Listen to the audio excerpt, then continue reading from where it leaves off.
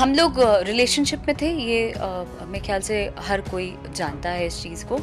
तब हमारी जोड़ी थी जो कि वन ऑफ द बेस्ट जोड़ी कहा जाता था, पॉपुलर जोड़ी थी और लोग पसंद करते थे, हम साथ में काम करते थे। उसके बाद ऐसा हुआ कि इनकी शादी हुई और रातों रात शादी हुई। तब मैं पटना में एक कमरे में बंद थी। मैं उस बारे में डिस्कस नहीं करना चाहूँगी, बट हाँ, उसके बाद क्या हुआ कि बीइंग अ गर्ल, जिस परिवेश से आई हूँ मैं, जो संस्कार है मेरा, वो हूँ तो बिहारी लड़की, तो वहाँ के घरों में ये नहीं सिखाया जाता है कि भाई कोई शादीशुदा आदमी है तो उसके साथ आप कंटिन्यू करिए या उनके साथ रहिए आप।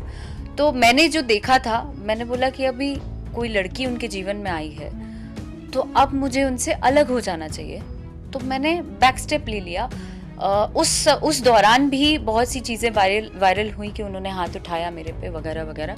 सिलवासा के एक होटल में माँ तुझे सलाम की शूटिंग चल रही थी। उन्होंने तब मैंने मुंह नहीं खोला क्योंकि मैं नहीं चाहती थी कि कहीं से भी हम लोग एक साथ ही काम करेंगे, यू नेवर नो कब चीज़ें सही हो जाए और हम लोग साथ में काम करने लगे या जो भी है।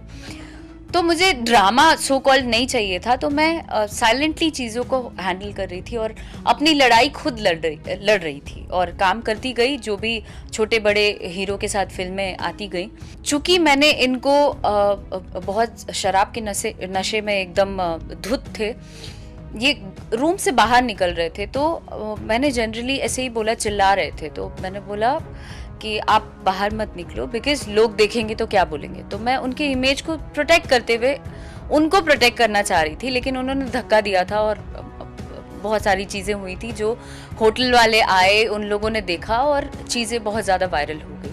तब भी मैं चुप थी। उसके बाद मैं चुपचाप अपना काम करने लगी। फिर मैं गाने गाने लगी, गाने हिट होने लगे। तो कई बार ऐसा भी सुनने में आया कि भाई इनको मेरे व्यूज़ ज़्यादा होते हैं या मैं शोज़ में नाम कर रही हूँ, उससे प्रॉब्लम हो रहा है। तो इनके मर्दानगी पे बात आ गई कि भाई ये अकेली सरवाइव कैसे कर लेगी। कहा तो यही जा सकता है इनकी इन हरकतों के कारण। उसके बाद क्या किया इन्होंने, तब तक मैं चुप रही, मैंने कभी कुछ नहीं बोला, कुछ रिएक्ट नहीं किया। अब चीज़ें मेरे सर के ऊपर से जा रही हैं। अब मेंटली मुझे हैरेस किया जा रहा है, मेरे काम पे रोक लगाया जा रहा है। अब म्यूज़िक कंपनीज में कॉल कर कर के रोक लगा रहे हैं कि उसका गाना नहीं लेना है, ये वो। तो चीज़ें यहाँ छुपती नहीं हैं, कभी ना कभी तो पता चलेगा ना। मैं भी आर्टिस्ट हूँ, लोग भी जान रहे हैं कि भाई इस कंपनी से इसके गाने क्यों नहीं आए, जबकि हमेशा आते हैं। तो इसलिए मैं ओपन अप हुई कि भाई लोग अभी भी पीछे पड़े हैं, मुझे काम नहीं करने देना चाह रहे हैं।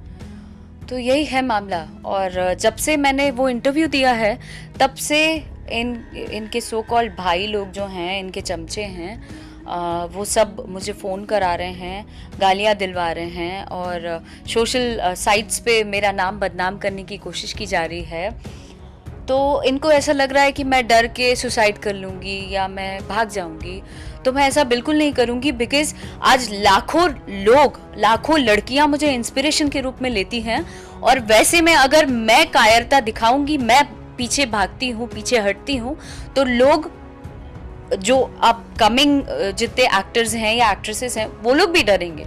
इवन इन लोगों की ऐसी हरकतों के कारण कितने नए स्टार्स को झेलना पड़ता है, चाहे वो लड़का हो चाहे लड़की हो। नए सिंगर्स झेलते हैं ये लोग, छोटे सिंगरों को भी रोक लगाते हैं।